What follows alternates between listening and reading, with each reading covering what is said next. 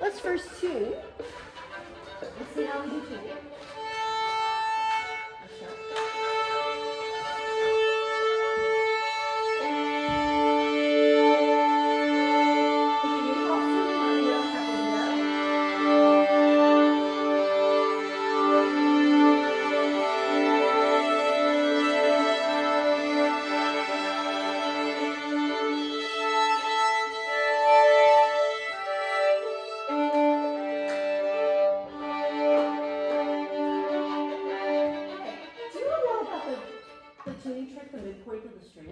So the string is going from the nut to the top of the bridge. That's how we measure the length of the string.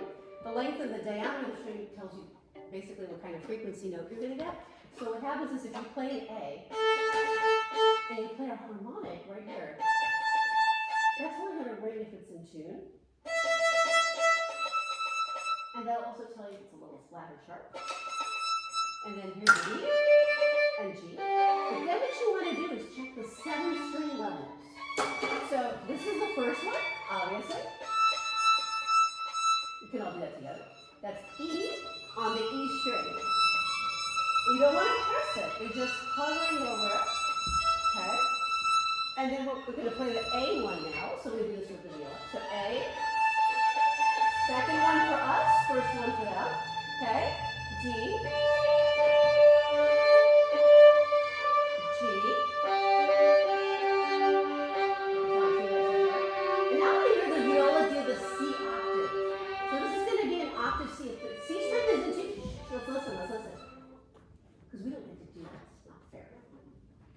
Can you find it? Can you just bow it and see? So you should hear C, but all the way up there. That's it. You don't want to press the string, so make sure that you're hovering and that you see air and everything underneath that. And it won't play unless you're there, so it won't play. That's it.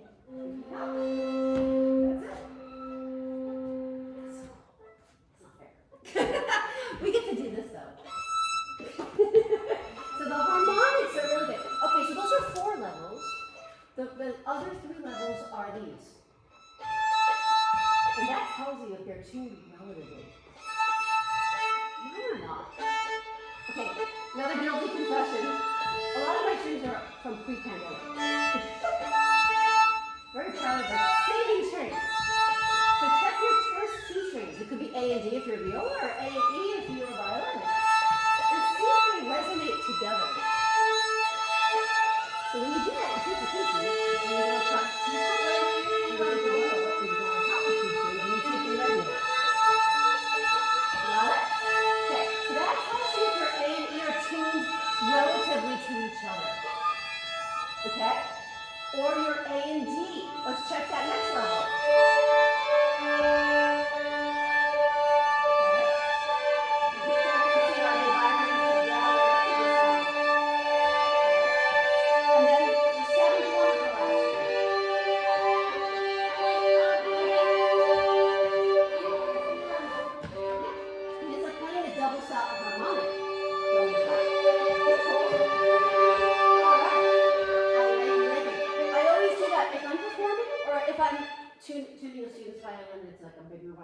Not so much a little one. I have to get all 4 strings in tune and we're in a rush. And I'm like, okay, I'm the company, I have to tune this thing. I'll always tune it, and then go and check it. And then I know the strings are resonating to each other. Wait, now, sometimes how is that any different than just playing an open string? So sometimes you can check an individual open string, and it will register on a tuner that it is at 440 or 441 in tune, but not necessarily relative tuning. This is a very physics concept, detailed thing about one note alone is if you tune it like a piano, it's called tempered. It's at that note, that's it. But if you ever notice on a piano you play a chord, it always wavers and sounds flat. It's not really in tune. So the violin, when we use our fingers, we're adjusting. That's something called expressive intonation. I could play a C. I could take a metronome tuner thing and it will tell me if I'm in tune. But as soon as I play it with an E, that C note sounds out of tune. I have to adjust it just slightly to get the maximum resonating sound vibrating between strings. So this, when you play the harmonic, gives you way. See, that's a little flat, but this will not resonate together unless they are perfectly communicating. Yeah, and so just a way of checking your work. So it's like saying, I could do an addition or subtraction problem, but then sometimes I can go backwards and just check my work and make sure it's not necessary, but it's helpful. So it's just not like a backup plan. Okay, so yeah, spiccato breakdown. What I want to do is very carefully in the beginning, since we're going to teach the audience what spiccato is, that it's a bow stroke from above off the string. Spiccato starts on the string. Like book one has a lot of spiccatos, right? So this is different in that it's off the string, you whack it into the string, and you play below the bow string. That's unique to spiccato.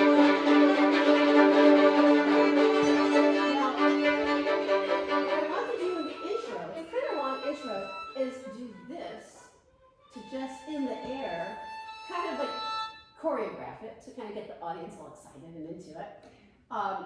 But also because we're showing them in the air, that's actually what we're doing. We're gonna whack it in and out of the string, and then we can do like little smiley faces with our elbow at the same time. So we're making like these little smileys. Okay, what we need to do is choreograph that we're going in the same direction, or we look goofy. So if somebody's going this way, and someone else is going the other way, it's like you're kind of knocking into each other. So why don't we go down, up, down, up, down, up, down, up, down, yeah. Can we try it all together? So I'm facing you, which is really weird because now it seems like I'm backwards. But when I do this, we're all together. I know you already know that. So just keep your tip over your bow hand. So if your tip is here, go ahead and just keep it. And then you can go dip, dip, and whack, whack, whack, whack, whack, whack. Can you get your tip a little bit more over your, meaning this lined up to here. Good. Okay, almost got it, guys got it, Slow's got it. So down, up, together, down. Good, Olga's got it, Satara's got it. Cora, down, up. Try to get the tip right over your hand. I think you got it. Good, good. Okay, so that would be the intro plan. Let's see, it's going to be fast. Setting the tempo. And whatever you have of it. You have open strings, you have notes, it's all good.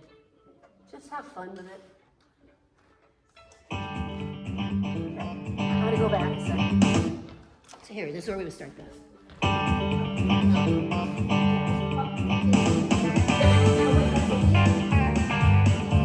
So long. Okay, first, yeah. No violin left behind.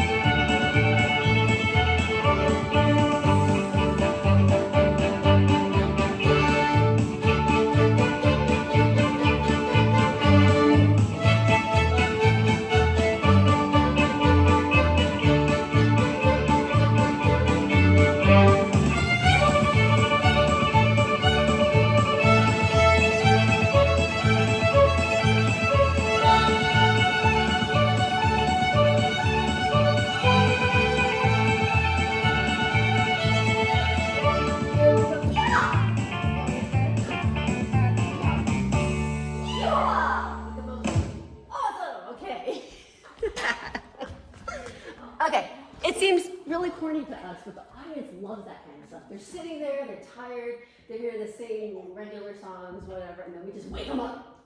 Yeah, that's what it's happening. Just have to wake ourselves up first. This is why I wear bright clothes when I'm tired. Because if you can fake it till you make it. If you're tired, you wear a bright color, you start waking up. Okay. So that was really cool. So yeah, I think what we should do is first wait at the opening. And then when we start to hear those four measures, that happens. And then we come in. I heard a lot more people playing the opening with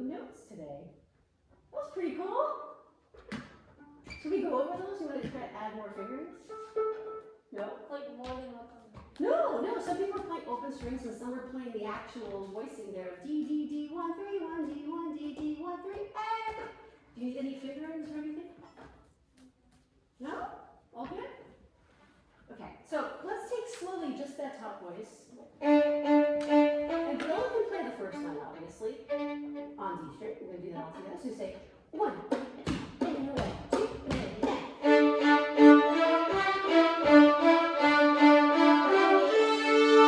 okay, so that's another choreographed movement. Go ahead and just loosen up your knees. Oh, you're squeaky.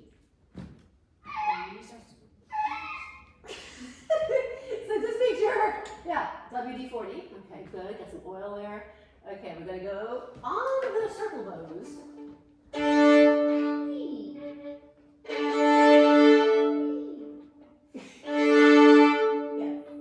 How are we doing on the choreography? I think awesome. Okay, so now let's add the chord with it. So 1, 2, and 1, 2, ready, and.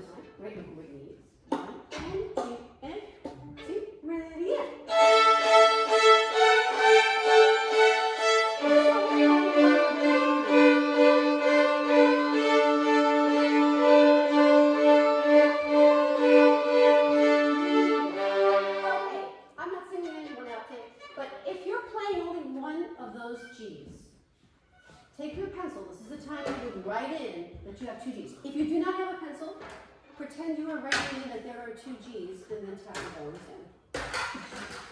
Because the very act of just being aware and touching that part of the page will tell your brain, those G's.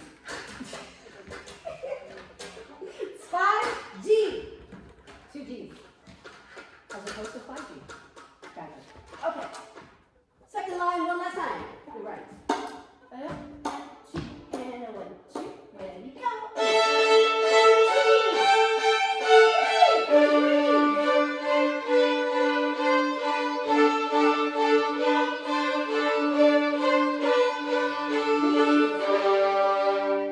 All right. Everyone feel good about it? Okay, the next thing, fancy schmancy word for you. It's French. So violin bow strokes use 2 languages. Italian and French. When you play Vivaldi, you see martellato, or you see martellet for the, which literally means metal on metal clanking like horseshoes. Clank, clank, clank, clank. That's what that means in Vivaldi. Okay? If you see spiccato, it is what we're doing in Italian. If you see sautiller, it is French for saute that thing, jumping bones. Okay, Frank head. So if you see bariolage, I'm turning stuff, you are doing this.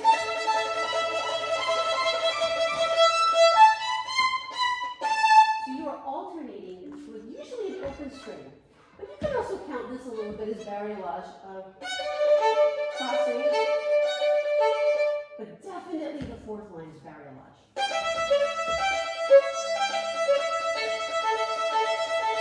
So stirring up that thing, that is a bariolage. B-A-R-I, bari, O, letter O, L-A-G-E, law. You say French words, just sound like love. That's a time. Merci beaucoup. Bariolage. Can you all say that? Bariolage. Can you say that too? Roll your eyes. Bariolage. Don't say that eye rolling. Bariolage. Come on, this is your specialty. Your teenage girls got one eye. barrage. Okay, what does it mean? Can someone give me a demonstration with the bow of a barrage? Even on open string. Look at it. Hit line 4. But you can use any notes you want. Can you barrage? S'il vous plaît, barrage. No? Cora's an expert. Okay. Try to go to the square of your arm. So if you can make, this is far away, this is a right angle, obtuse, right angle, and then acute, it spells V for violet. Right angle is L for love. You can make this an I love. But anyway, barrage should be at the square of the arm, which is the right angle 90 degrees, and you're moving from your wrist and hand by going flat hair, edge of hair. Flat edge. And when you're on the edge, the stick of the bow goes to the twirl. And I'll demonstrate.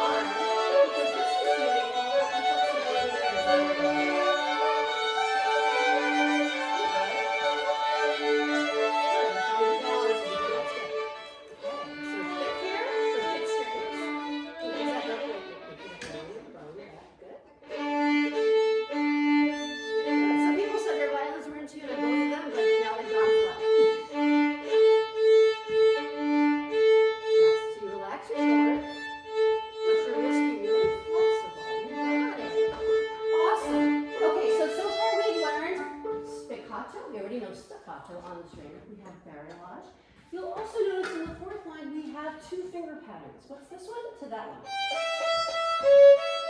First it's one and then another. So from our chart, which one is the first one?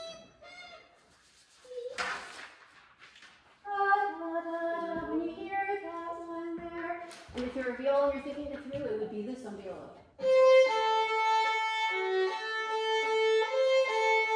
So first it's this one, then it's that one. I think Cora has the answer. Blue is correct for the first one. Ding, ding, ding, ding, ding, ding, ding. So low two, then it's which other one? Red is correct. Very good. Okay, we want to make that really clear. How do we do that? So we have things that happen is we understand things in our brain, and then the real challenge is getting our body to do it. And this is often when we practice or you're in school orchestra or a lesson, very frustrating. Because you go, I know, exercises to teach your body to do these things. Those are two separate things. Understanding what we're talking about, going, okay. And then actually going, wait, how do I do that now? Okay, now I know how to do that, but why isn't that happening? And then giving very specific directions to your muscles, your body, on how to do it. So in this case, what I want to do is rest position, take my hand, and look at my second finger, and point to my nose and back. So the fingers here, I'm looking at my nails, and in this violin shape. How do I know the proper violin shape? This part of your hand, this is a muscle we build up for vocal and for violin side. We're not born with a strong muscle here, but the more we play the violin, fourth fingers, we start to build this up. It's really interesting. And so you can do this with every finger. But for now, since 2 is so strong and 3, I'm going to look at my nails. If you do it right here. Hello, nails. Low 2, high 2. Low 2, squish them in. High 2, stretch them out. Low, high. Da, da, da, da, da, da, da, da, da. So your nose is a target point. This is how, when we want to teach our body to do things, we have to give muscles very specific target points, directions. In Barrelage, I showed you thick string, thick hair. Skinny string, less hair. And what do you have to do less hair? Stick to the scroll. Go stick to the scroll. So you're always telling your body, this is what I want, this is the sound I want, this is how to make it happen. Low 2, high 2. This is what it feels like. Okay? So we're actually moving a lot from base knuckles. Let's try it for pinky. This is a really challenging one. Up and back. Up and back. Up and back. Okay, so can you do this now without moving your hand? Just your pinky from the base knuckle and release it back. That's different than what some of you were doing. Annika, give it a try. It's really worth it. You can go in rest position so you don't hurt your neck. You've got a lot of violin playing today, so yeah, protect your neck. Pinky to the nose and pinky back to his friends. But don't move your hand. You're only moving from your base knuckles and back. Okay, now we're going to do yellow pattern, high 3. High 3, regular 3. High 3 has a different shape. It's not a tabletop. That's what we call it, the Pinocchio nose. All right. And then we have low 2. We want to feel also pulling fingers back, away, and stretch out. Away, without moving the rest of your hand. So squish them back, low fingers, like low ones. See that? But notice it's a workout for the base knuckles and for this muscle right here. Without actually moving the whole hand. Okay, so this is not shifting. I want to be very clear about that. This is what we have to borrow for a split second, a low note, like da da da da da da da da da da da, or da da da da da. We're always moving from here. Shifting is the opposite. Shifting means you're moving as a whole unit. Okay, let's go very slowly from the third line. I apologize to my poor violas, and I appreciate your service. Thank you for the sacrifices here. But let's go from the try to keep your fingers down on the fingerboard whenever you can. So like here.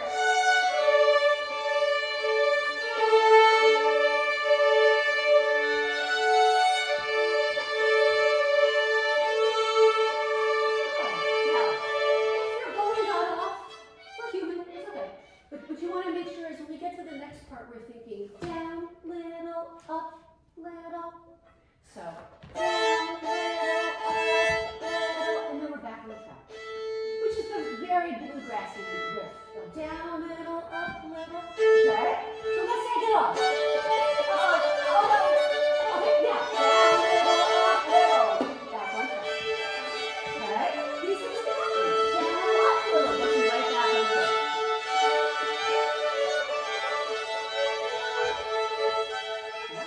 Okay. All right.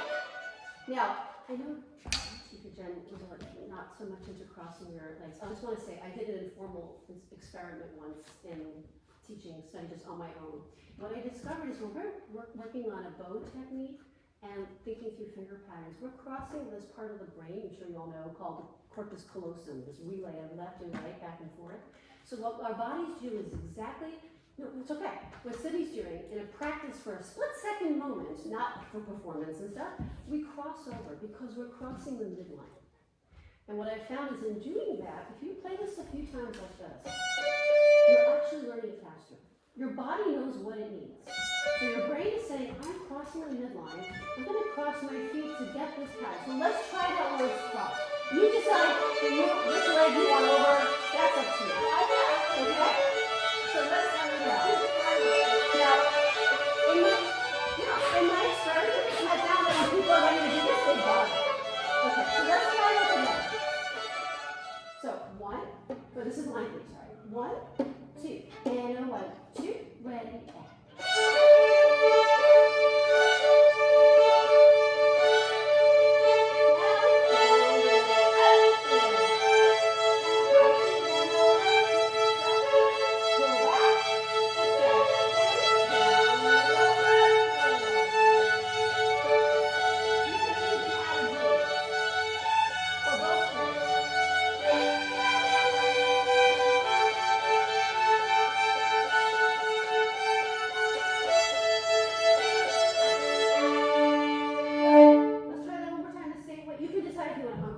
I'll leave that up to you. Same speed, okay? So 1, 2, ready, same place.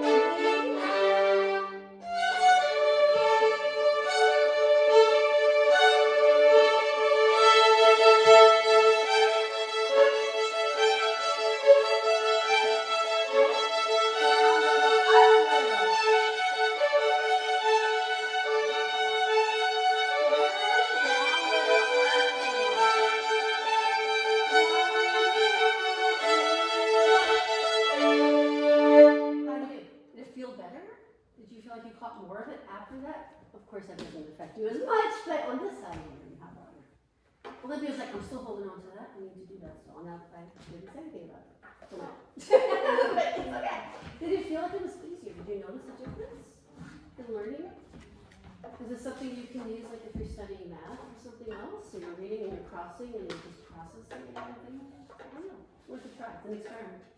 Okay. I think you're doing great. I think we should run it one more time through with the recording and move on to something else. Let's see. So,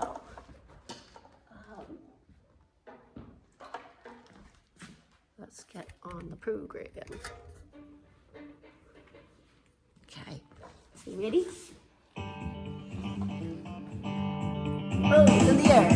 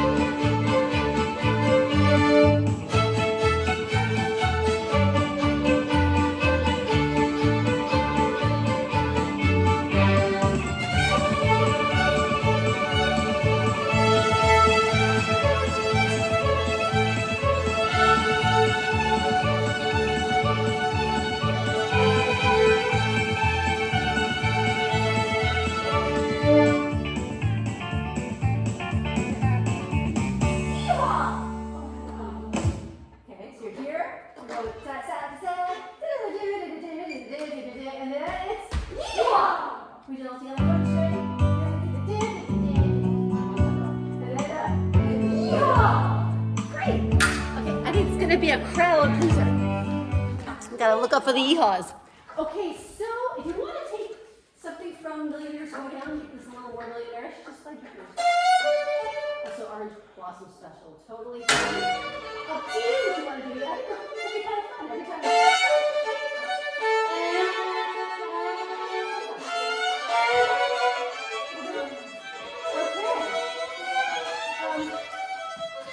I discovered last night an app for free on your phone called, maybe you already know this, I didn't even know about it till last night, after midnight.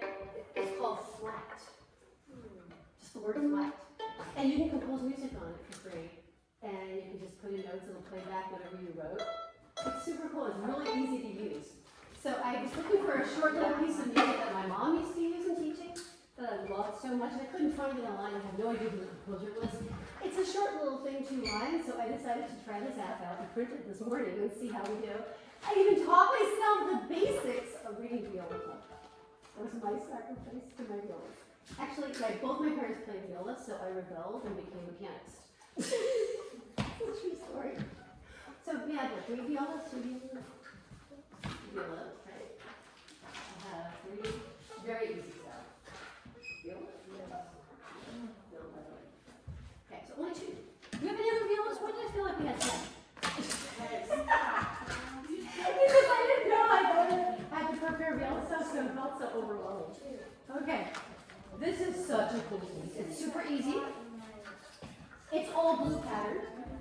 So mindless, you don't have to think of finger patterns.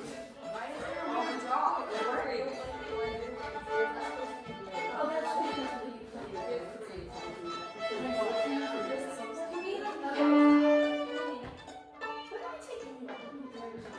We're going to end really soon. Okay. So, I'm running against the other 75 minutes. Okay, so let's do this really fast. This is the song. It's all blue pattern. The violas are going G, G, G, and they're keeping the bass line in it.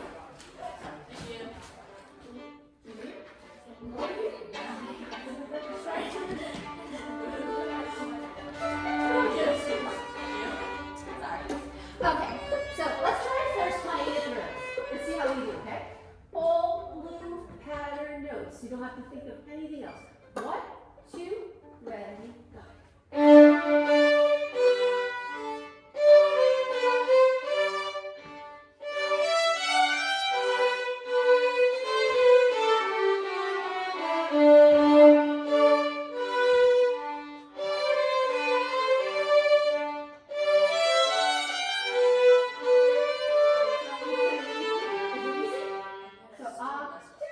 Let's try to repeat. 1, 2, ready, and.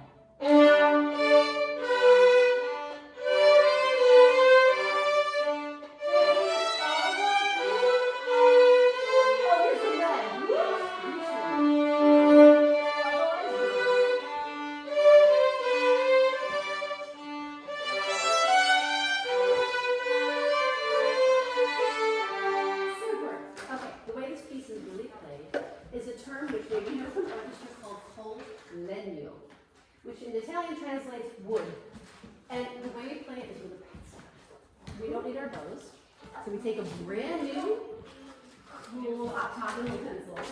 You can try playing it with your bows, have no bows. And if you play it, you can try it with the wood, you can try it with the eraser, and figure out your well. Then you get to use the pencil. No, not at all.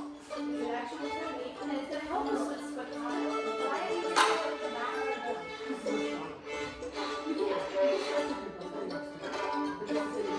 you'll feel a vibration with the instrument. It's much stronger. Okay, so here's what we should do first. Let's play a G scale.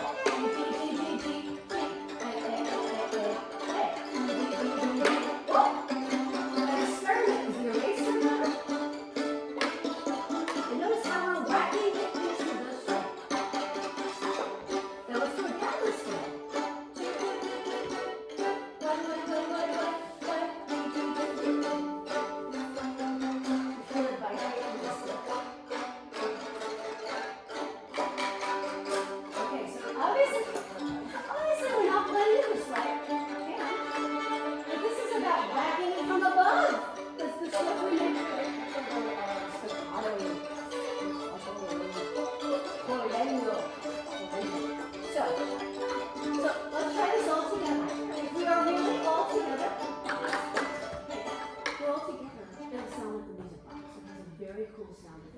So we go very slowly and go.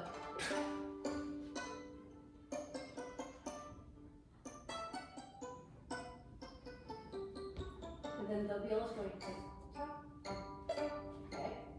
So you want to find the maximum point where it's going to vibrate your notes. We're coming in from above and it's going whack, whack, whack. Okay. So, here we go. 1, 2, 3, go.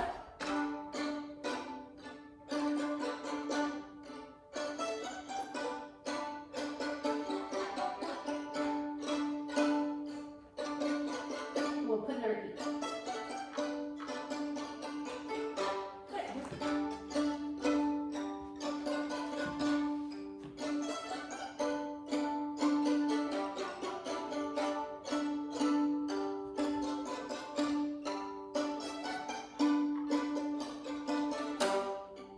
I think we should play that for the audience today. Get out of pencils. They will not see it coming. And I actually looked online, because my mom did this when I was a kid with her group. I looked online, I haven't found one video on YouTube or any social media of playing with a pencil. So if it's something you want to share, we could be pioneers in the field. Sometimes I say it's a good reason why it hasn't been done yet, but maybe we could be pioneers. Yeah, I can do that too, but it doesn't work the same way. Now, you can also play straight to the left if you saw us doing. If you want to play double stops, make it louder. You can play straight to the left. And as a double stop, we'll make it louder. You can play it.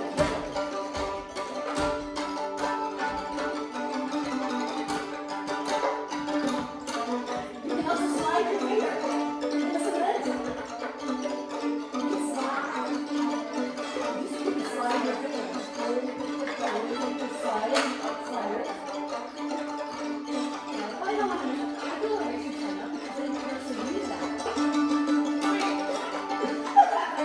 I got your itch. Go for it.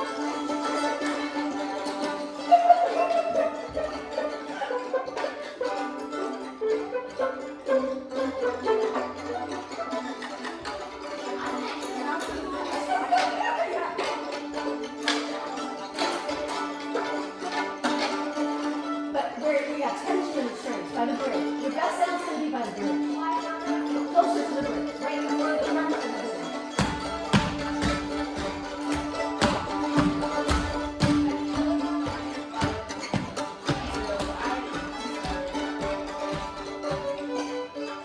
Okay, so do save this and have your pencil ready for the concert. It's a surprise. No one will see it coming. Are there other classes too? I haven't done it yet. Maybe not. It could be. Oh, no, the rubber pencil one. I love doing that. So this is what when my mom was teaching us. My friends and I were doing this while she was talking. And then we got yelled at for not paying attention. Sound familiar? It's normal. Rubber pencil. This is what your wrist should be like when you're playing and you have a flexible bow hold and a flexible wrist. Abracadabra! Rubber pencil. And then Why do you do it like this? How do you you're doing it. You see it? You're doing it. The slowly and very flexible wrist. That's what you need a violin to do. If your wrist is tight, the pencil's tight. Look at slow. It's supposed to be like. Oh, look at that. Look at Maddie. Look at Emma. I think Sydney has it. Monica's getting it. Exactly. That's what your wrist should look like. And your arm and your thumb and your fingers. Look at, oh my gosh, Cora's is awesome. It's like a worm. Bow worm. And then you blow it. Maybe we could show them that too. We do that for the audience and be like, we were practicing really flexible thumb, hand, wrist, and then blow it. And then, let's go. Everybody here. That was a fun class. I enjoyed that. I hope you did too. All right, see you.